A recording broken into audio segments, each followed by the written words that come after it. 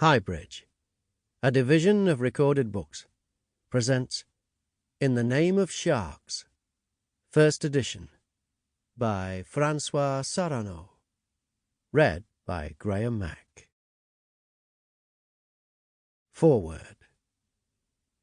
François Sarano is an oceanographer who has had the good fortune to explore the world's oceans aboard Captain Cousteau's famous Calypso, and he shares his passion for knowing and protecting the living creatures that inhabit our oceans.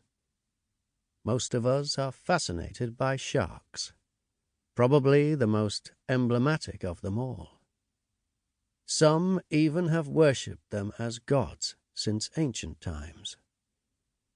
However, their bad reputation and the fear stirred up by films such as Jaws have encouraged their elimination. Overfishing for their meat and fins, and accidental capture by fishing gear not intended for them, have led to the collapse of most populations. The final blow has been dealt by the insatiable demand for shark fins from an ever-growing Asian market. As recently as September 2021, Colombian customs seized several thousand fins on their way to Hong Kong. Such wasteful carnage. Scalloped hammerhead sharks, Sverna lewinii, silky sharks, thresher sharks, and many others, so abundant a few years ago, are in danger of disappearing. Our scientific studies show that all are highly migratory, crossing the oceans from island to island, continent to continent, disregarding our artificial boundaries. This can be a misfortune or an opportunity. A misfortune if these sharks, protected in one country, are massacred in the international waters they cross and in the country where they go to breed. But it can also be a great opportunity to unite countries, governments, and people in a common effort to protect sharks and the oceans for the common good of our children and their descendants. This is what we hope to achieve by working towards the creation of a protected marine corridor that would link Colombia, Ecuador, Panama, and Costa Rica, all countries that are visited each year by hammerhead sharks from our Colombian Malpelo archipelago. With his book, In the Name of Sharks, François Sarano, to whom I was able to offer a sample of the joys of diving in the dynamic, abundant, and pristine waters of Malpelo, takes us on a whirlwind of dives, face to face with our shark friends. From these dives, sometimes surprising, always moving, he draws out his knowledge of the behavior and relationships that sharks weave with other species. He demonstrates the importance of sharks, not only to ocean ecosystems, but to us as humans. François tells us how much we need to respect sharks to rebuild ourselves. May this book make us understand the richness of our interdependencies. May this book be the advocate that raises our awareness and pushes us to protect this enchanting biodiversity. May this text be added to the testimonies of other scientists to convince us not to be the ones who cause the extinction of sharks that have survived so many geological extinctions. Thank you, François, for this book that teaches us about sharks to make us love them, and that invites us to appreciate our good fortune in living alongside them. Thank you. In the Name of Sharks. Sandra Besudo, naturalist, former Minister of the Environment, former President and advisor to the Colombian Vice President of the Colombian Ocean Commission, founder of the Malpelo Foundation and other marine ecosystems, instigator and first director of the Malpelo Wildlife Sanctuary, declared a World Heritage Site in 2006. Introduction. giving the voiceless a voice. It was Lady Mystery who gave me the idea for this book, when she kindly granted me a remarkable tête-à-tête on the 12th of November, 2006, off the coast of Mexico. With 5 meters of muscle and a ton of elegance, Lady Mystery is a great white shark, Carcharodon carcharias, a sister to those in Steven Spielberg's Jaws. During the shooting of the film Oceans, we swam serenely side by side, shoulder to shoulder, eye to eye, a few meters apart.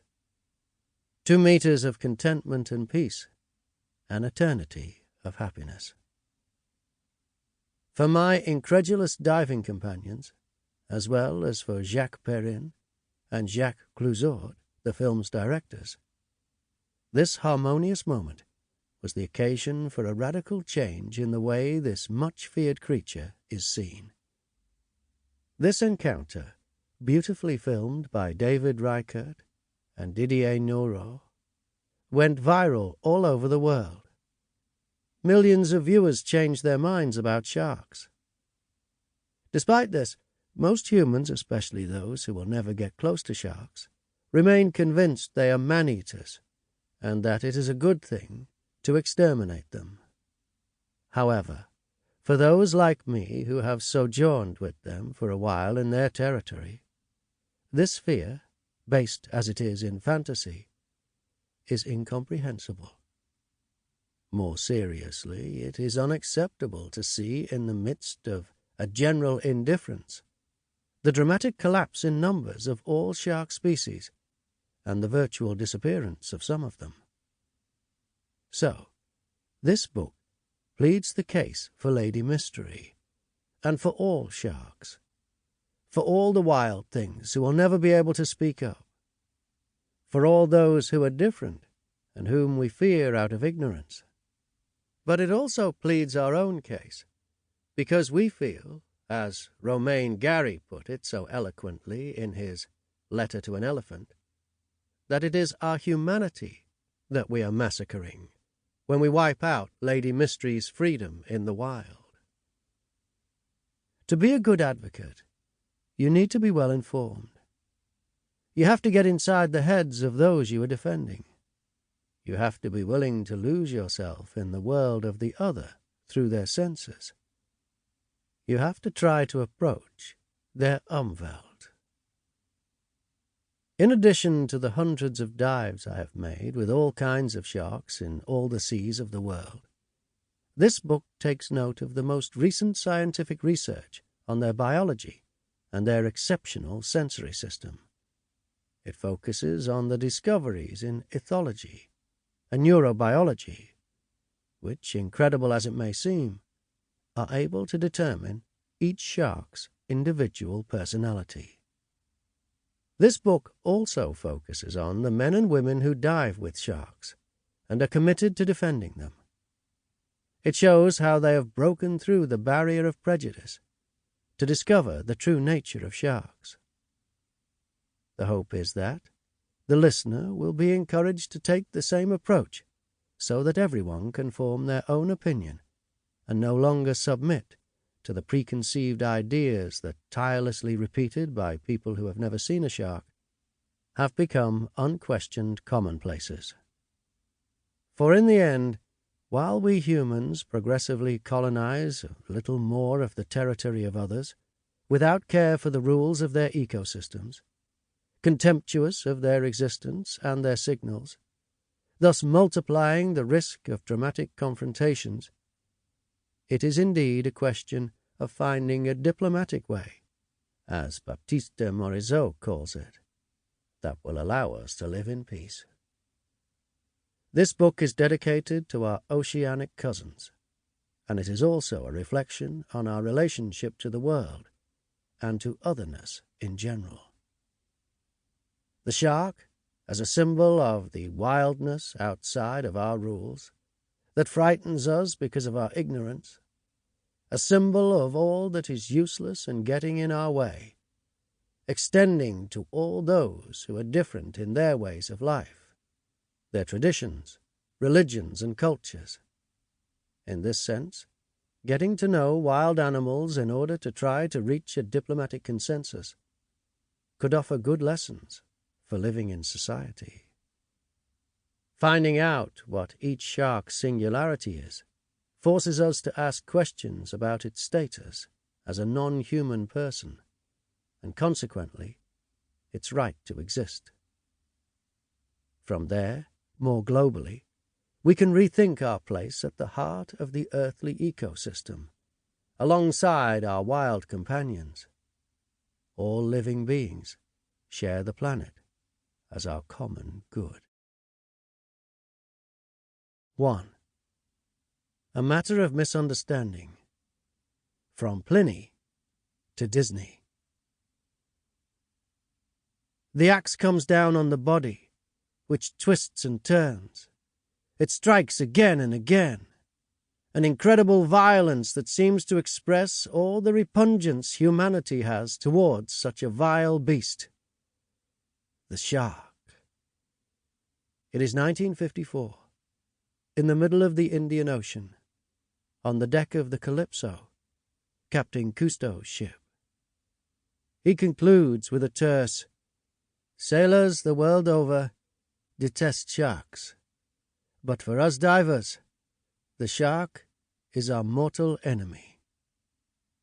35 years later, aboard the same Calypso, in the same Indian Ocean, we set sail, off the shipping lanes, towards the mysterious Andaman Archipelago.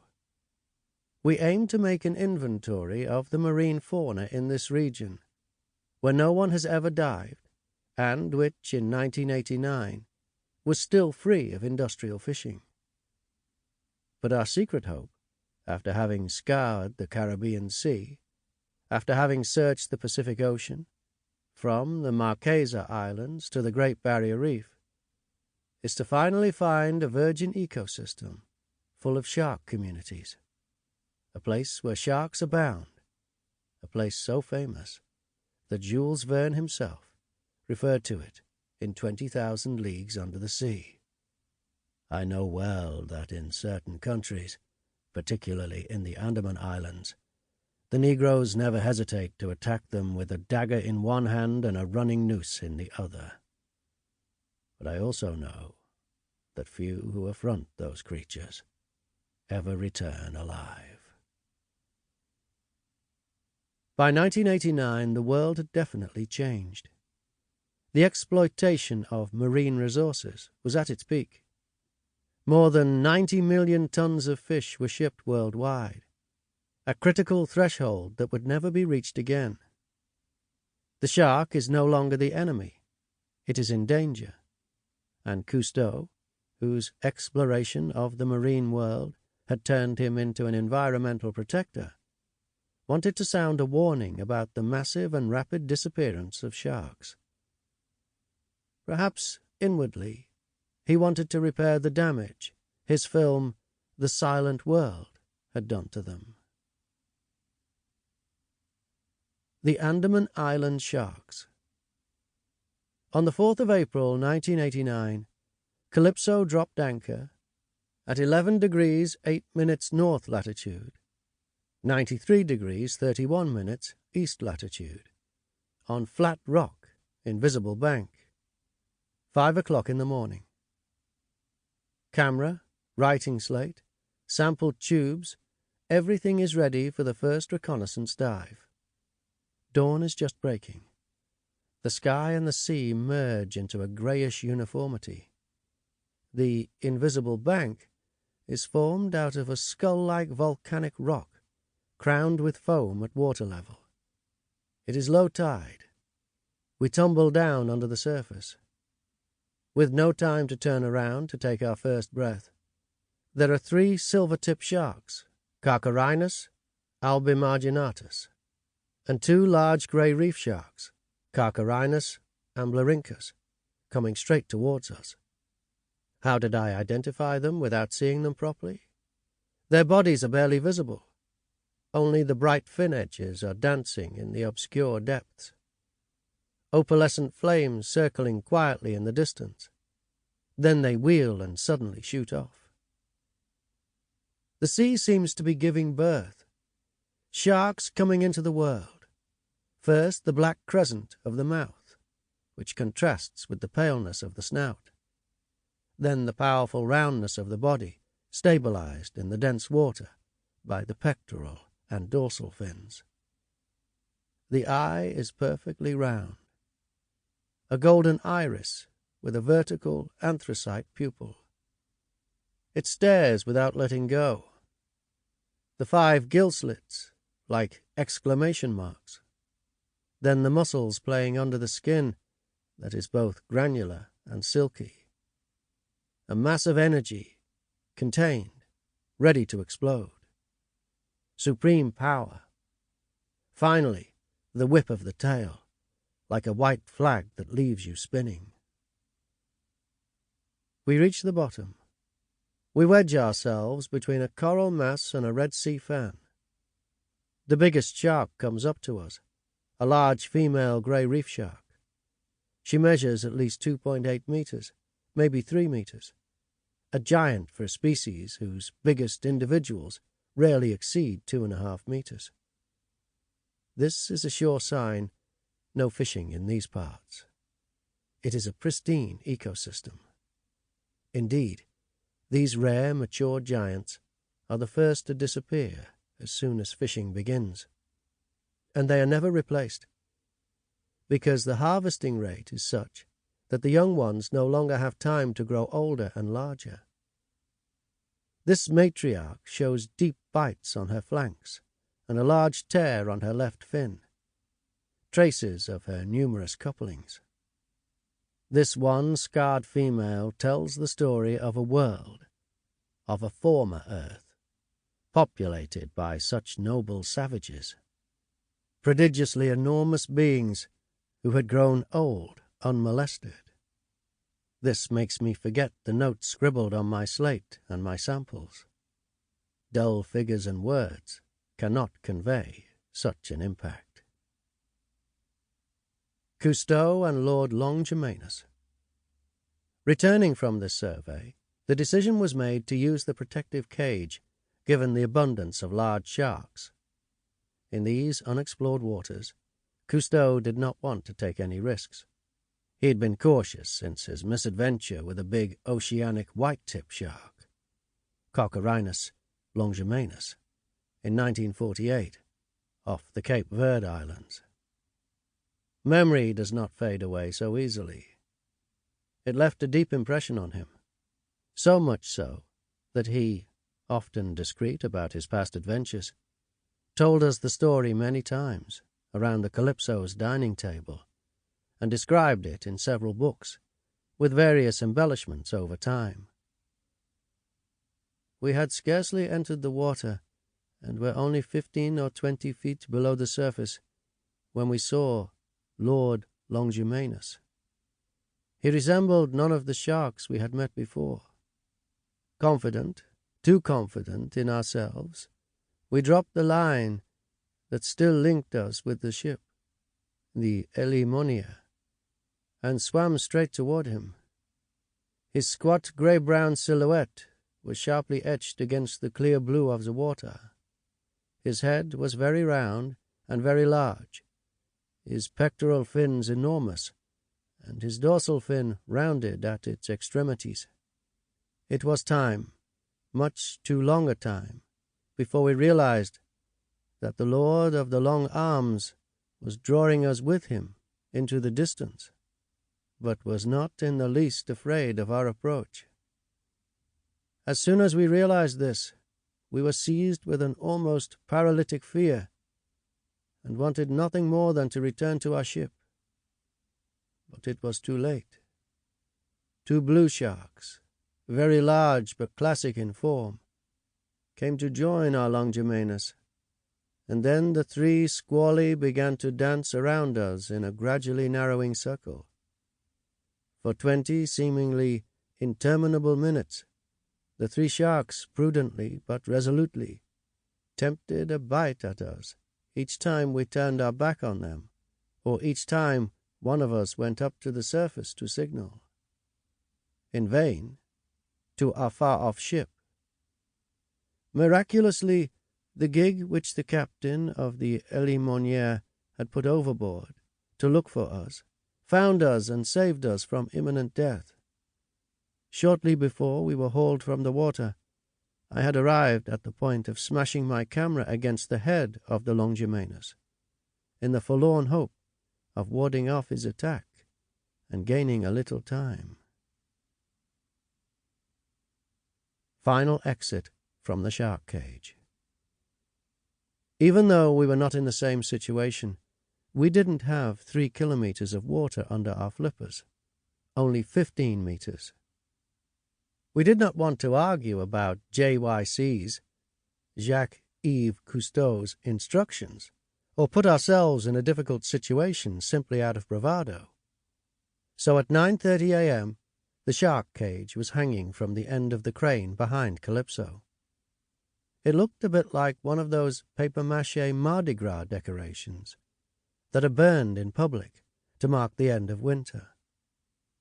It was a disturbing impression. Those steel bars, carefully painted yellow, behind which the pioneers of underwater exploration took refuge in shark-infested waters, seemed quite useless at that moment. We had already had so many encounters with sharks that we had changed our minds about these unloved creatures. At the same time, this cage, the stuff of dreams of generations of divers and millions of television viewers, which had given me comfort in my childhood, linked me fraternally to my predecessors, those marvelous heroes of Calypso's earlier Odyssey.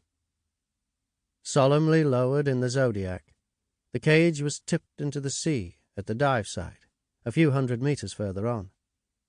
And what everyone predicted happened. The great white-tipped sharks kept their distance, ceding the place to the many colorful small fry that are the soul of the reef. Only a few white-tipped reef sharks, Trianodon obuses, and a tawny nurse, Nebrius ferrugineus, came close enough to bump into Didier Nourot's camera. No need to take refuge behind bars. That was the last time the shark cage was used. Before day's end it was dismantled and stowed, never again to bring a yellow glow to the Cousteau films. That special hue, that little something that made us Calypso's intrepid frogmen. A page in the history of our relationship with sharks had been turned. A peaceful dusk among the sharks. It was a frustrating day, so I dived again at dusk, this time alone.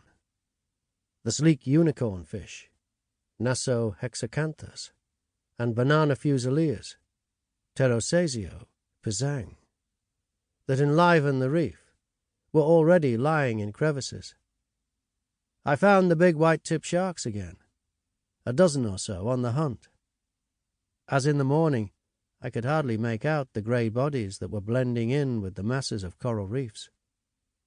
But despite the darkness, or perhaps because of it, the white tips edging their fins seemed luminescent. I found this ballet of white flashes hypnotizing and soothing, transporting me to a powerful, wild, former world, like a time traveler in communion with all the other living creatures around me, not only the sharks, but the fish and the coral. I felt alive, a part of that great, incomprehensible wholeness, in the sense that it is totally beyond us, which is the mystery of life, being part of the world of the animals, a world of raw meaning, without complex reasoning, intuitive, primordial. I imagined myself as a shark, or perhaps like those ambivalent, shamanic creatures who bridge the gap between humans and others, as a lycanthrope, a cynocephalus, half man, half beast. I was overwhelmed by a deep desire to speak for the sharks, to be their conduit, their ambassador to my fellow man. I wanted to shout out loud about the peace they can bring. Peace, calm, serenity. These are the words that best describe these dives among our shark cousins. Writing now in 2021, 30 years later, I feel even more how privileged I was to have these precious encounters, the happiness of these rare moments. An animal familiar to all, but which very few have seen. What a contrast with the fear that the mere mention of sharks arouses. Why is it so deeply rooted in our collective imagination, even among people who have never seen the sea, let alone sharks? Fear and rejection seem to be universal, whether among city dwellers in overpopulated megacities or cattle farmers in the American heartland. In 1970, when he did a rerun of a television series, Cousteau did not hesitate. He chose to make a documentary devoted solely to sharks. He understood that, more than any other subject, sunken treasures and cities, dolphins and whales, sharks would fire up the viewers of his Odyssey. The first film in the series was scheduled to be the one most likely to intrigue and attract the attention of the viewers. And what maritime subject is more fascinating to everyone than the shark? It is a legendary animal, known to all, even to those who live far from the sea. And that is the heart of the matter. An animal familiar to us all, but which we know no better than the dinosaur that disappeared 65 million years ago. Where does this familiarity with an unfamiliar animal come from? In the West there is no trace of sharks in our legends or in our myths, which are, on the other hand, populated by wolves, bears, witches, and dragons, except perhaps in one of the many versions of the Greek legend, Lamia, daughter of Poseidon, who was turned into a shark by Zeus so she could avenge the massacre of her children by devouring those of other peoples. The realism of the early naturalists. Unlike the fantastic accounts usually expected of ancient writers, the ancient description of sharks is more realistic than poetic. In his History of Animals, written in 343 BCE, Aristotle already recognized several species: the great white, the fox, the smooth hammerhead, Sphyrna zygina, the blue shark, the spiny dogfish, Squalus acanthias, the dogfish, and the taupe, Galeorhinus galeus. 300 years later, Pliny the Elder took up Aristotle's writings and provided very relevant information on the reproduction of cartilaginous fish. While the bony fishes are oviparous, these Selacians are viviparous, like the cetaceans. Pliny focuses on the threat that sharks pose to sponge fishermen. A multitude of sharks infest the seas, where the sponges are, to the great danger of divers. They attack the groins, the heels, and all the white parts of the body. The only resource is to go in front of them and take the offensive. Indeed, they are as much afraid of man as they are of him. Under water the game is equal, but on the surface of the water the danger is imminent. The diver loses the advantage of facing the shark as soon as he tries to surface. His only hope is in his companions. Centuries go by without a word on sharks. Little was added to our knowledge for centuries. Descriptions of marine animals, and especially sharks, were rare, particularly since scientists, philosophers, and scholars were not sailors. They did not venture out onto the ocean, where the underworld lies. They leave it to a few intrepid men, not quite human, not quite alive, nor even dead, to be bold enough to venture out onto... Sample complete. Ready to continue?